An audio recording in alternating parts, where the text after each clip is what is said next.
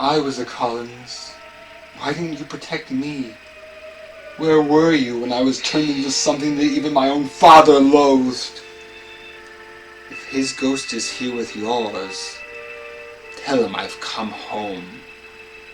I claim this house is mine, and whatever power you or he may have had has ended. I am free now and alive.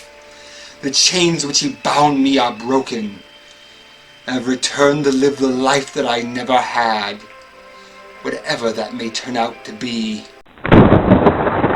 Dark Shadows is the definitive horror soap opera. But with 1,225 episodes, the scariest thing about it could be where do you start? The first year of the show does have merit. It began as a gothic romance, and started to slowly include ghosts and even a phoenix. But it didn't really take off until episode 210, which is the introduction of the vampire, Barnabas Collins. From that point onwards, Barnabas was the main character. Not only did he raise the ratings, but witches, werewolves, and even time travel became part of Dark Shadows because of him.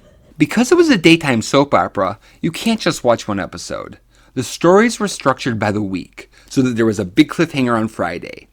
Episode 210 originally aired on a Friday, so I suggest you watch episode 210 through 215. That way you get a full week's worth. These are the episodes where the DVDs, television stations, and streaming services usually start. It's what got me hooked on Dark Shadows, and I think it'll do the same for you.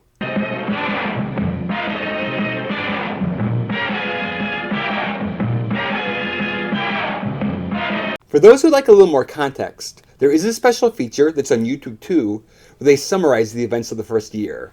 But I'm like Josette Collins, so I jumped right into it, and anything important they're going to repeat.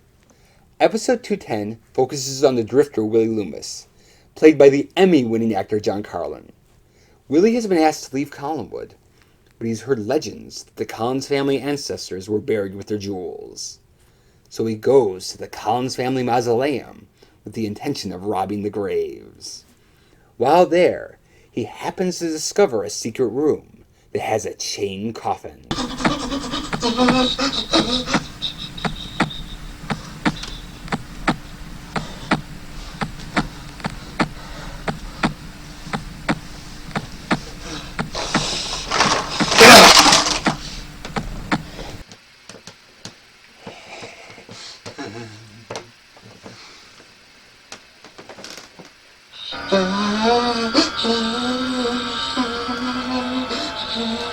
Writer Sam Hall said one of the great mysteries of life was how Dan Curtis knew everything about horror.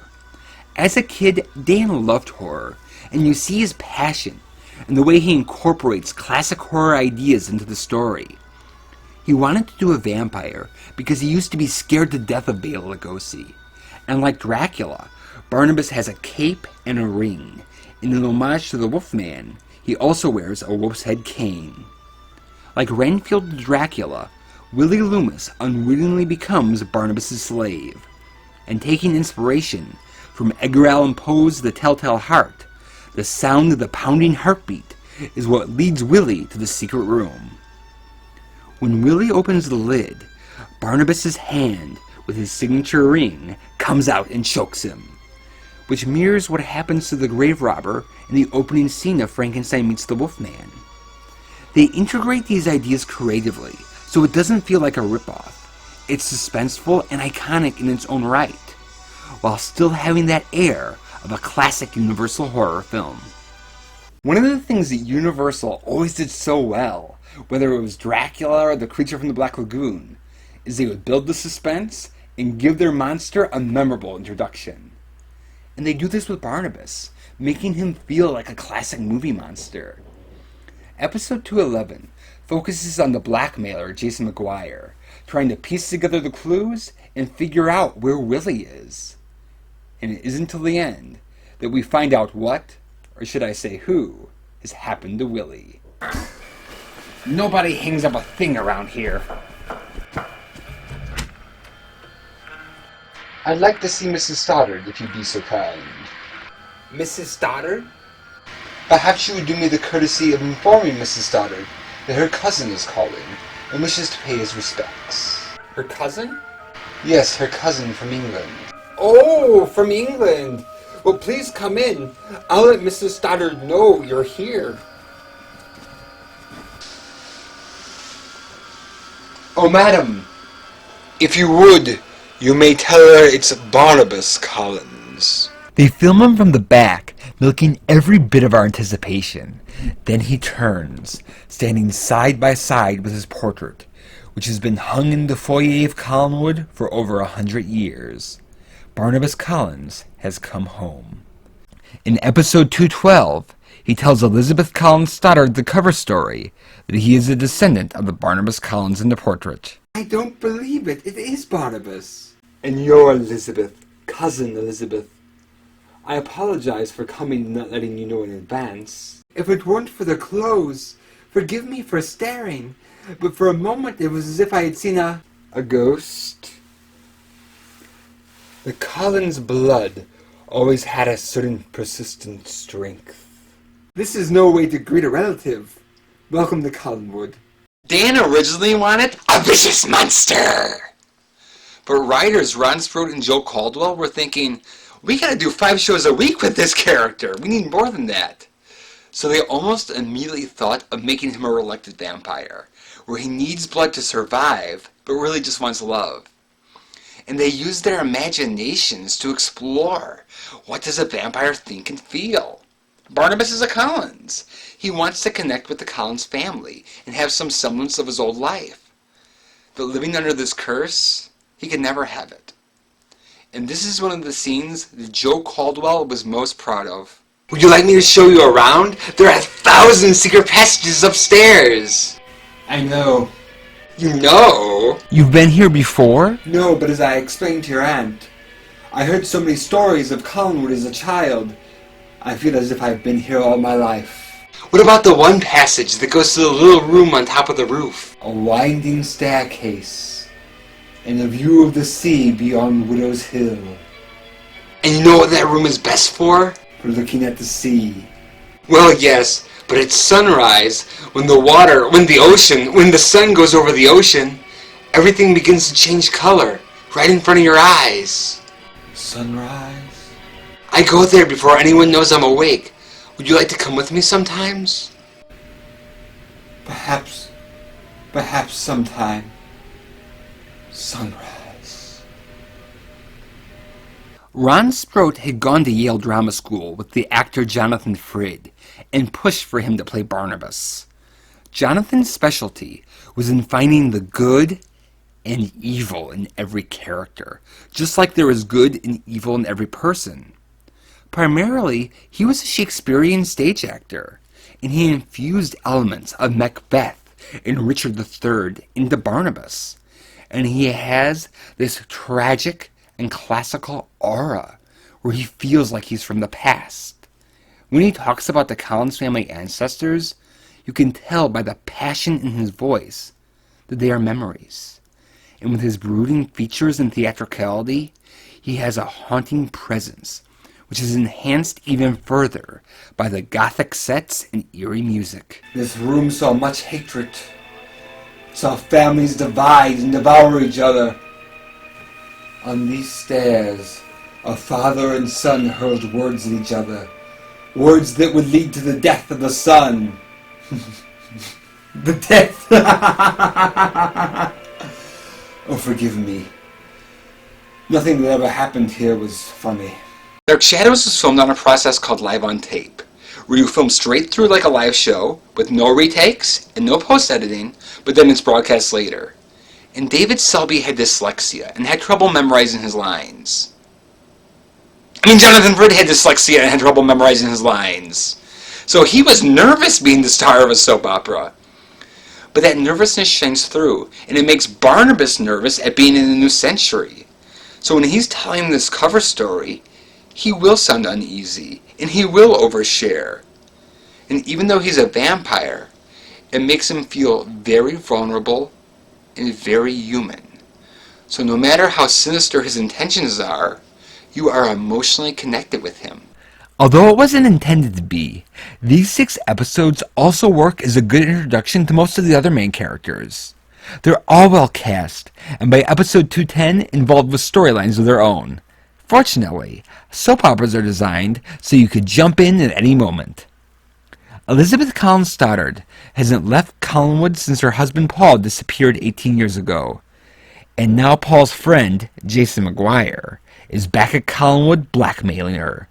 Usually she caves in, but his friend Willie's aggressive behavior with her daughter Carolyn and the governess Victoria Winters has caused Elizabeth to demand that Willie leave Collinwood. Joan Bennett had starred in classic film noirs like The Woman in the Window and Starlit Street, and between her dark glamour, the charm of Dennis Patrick, and the raw intensity of John Carlin, the tension and mystery immediately grabs your attention. In episode 212, they remind us of how David Collins is obsessed with ghosts. At first I thought Barnabas was the ghost of that man in the portrait, but then I was disappointed to find out he wasn't. Episode 213 has almost nothing to do with Barnabas, and instead focuses on Carolyn's past relationships with Joe Haskell and Burke Devlin. Hello, Carolyn. How have you been? Could I buy you a drink?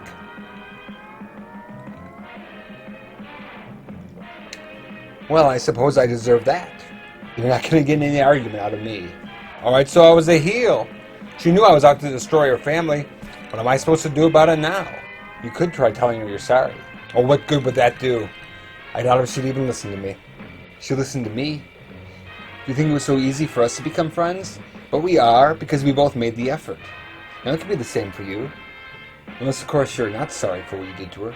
And 214 has some hilarious moments with Louis Edmonds as the snobbish Roger Collins. Willie Loomis is gone? Oh, bravo! You can't keep the jet set down, can you? Tell me, did he accept an invitation to the Prince or Princess of Monaco? Or could he simply not stand another one of Mrs. Johnson's boiled dinners?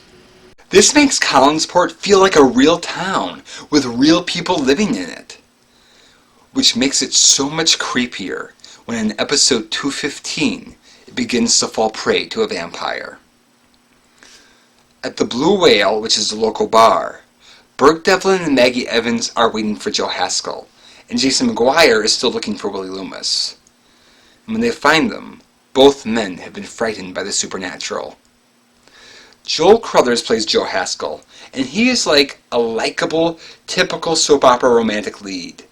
But he has just seen something very untypical. When I went over to my uncle's farm, they had been out all day searching for a missing calf, so I joined in with them. Now my uncle doesn't lose much livestock, he's pretty well fenced in. And the night before, he'd seen that calf, and there was no possible way the calf could get out. But the next morning, it was gone. Not a trace, not even any tracks. They finally found it a little while ago, on the other side of town. It was dead. But the veterinarian found something very weird. The calf wasn't actually injured, but it died from a loss of blood. There was not a single drop of blood left in the calf's body. If this was a horror movie, you'd see the dead cow. But this is a soap opera, so you see Joe Haskell talking about it. And because he's not a horror movie character, it's more disturbing that he's seen evidence of the supernatural. Then Willie Loomis comes in, and that cockiness and rebelliousness are gone. Now he seems weak, timid, apologetic, and above all terrified. Look, I've got the $500 right here so you could get out of town. No, I don't want it. I'll be staying here. You can't stay here, Willie. Please, I can't help it. Don't make it any rougher than it is. I can't figure you out. You're in trouble, boy. Big trouble. I don't know. What's that on your sleeve? Nothing! There are specks of blood on your sleeve, Willie. Why are there specks of blood on your sleeve? That's how episode 215 ends, and I bet you can't wait to find out what's going to happen next. The World of Dark Shadows wasn't created for a vampire. Like all soap operas, it was created to be earnest, believable, and make you feel so caught up in the lives of the characters that they feel real. And Jonathan Frid plays Barnabas so realistically that he fits in. So watching him begin his reign of terror is suspenseful and spooky in a way that no other horror movie or show could be. Because it's a soap opera. Because it feels real.